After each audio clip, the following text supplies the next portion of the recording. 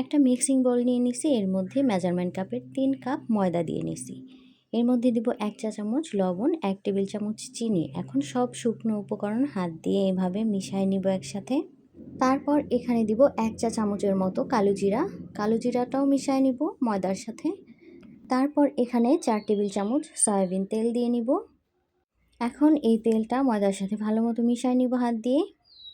মেশানো হয়ে গেলে কিছু ময়দা হাতে নিব আর নিয়ে একটু মুঠ করে ছেড়ে দিব।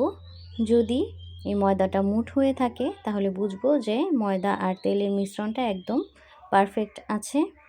এখন এই ময়দাতে অল্প অল্প করে নর্মাল পানি অ্যাড করব। আর শক্তও না আর অনেক বেশি নরমও না, এমন একটা ডো তৈরি করব। ডোটা রেডি হয়ে গেছে একদম পারফেক্টভাবে। এখন হাতে একটু পানি দিয়ে উপরে লাগিয়ে এটা ঢেকে রাখবো 10 মিনিটের জন্য। 10 মিনিট পর আমার ডোটা একদমই রেডি হয়ে গেছে। এখন এই ডোটাকে আমি ভালো মতো মথে নিব। এখন এই ডোটাকে আমি ছোট ছোট করে 8 ভাগে ভাগ করে নিব।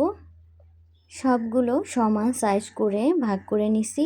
এখন একটা করে ডো এভাবে নিয়ে আমি সুন্দর গোল করে একটা রুটি বেলে নেব। পাতলা করে আমি রুটিটা বেলে নিছি, আর রুটিটা একদমই পাতলা হবে এই যেমন। এখন পিৎজা কাটার দিয়ে আমি এভাবে কেটে নেব। সোজা করে কাটা হয়ে গেলে আবার একটু বাঁকা করে কাটবো।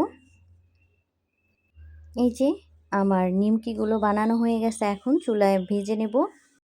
ফ্রাই প্যানে দিয়ে দিচ্ছি পরিমাণ মতো তেল। তেলটা মোটামুটি একটু গরম করব, বেশি গরম করব না, তাহলে নিমকি দেওয়ার সাথে সাথে পুড়ে যাবে। হালকা গরম হয়েছে, এই পর্যায়ে নিমকিগুলো দিয়ে দিচ্ছি আর চুলাটা লো করে তারপর ভেজে নেব। তাহলে নিমকি একদম মুচমুচে হবে।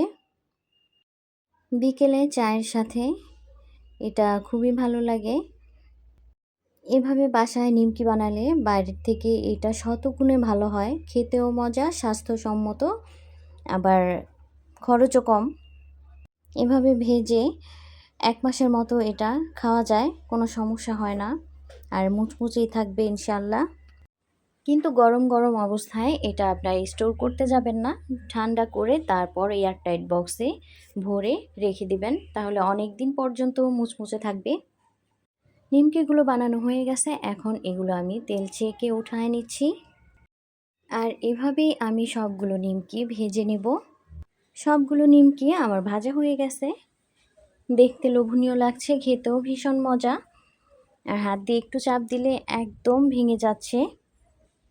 তো আজকের মতো বিদায় নিতেছি। সবাই ভালো থাকবেন, সুস্থ থাকবেন, আমাদের জন্য দোয়া করবেন, আর আমার ভিডিওটা ভালো লাগলে শেয়ার করবেন, লাইক করবেন।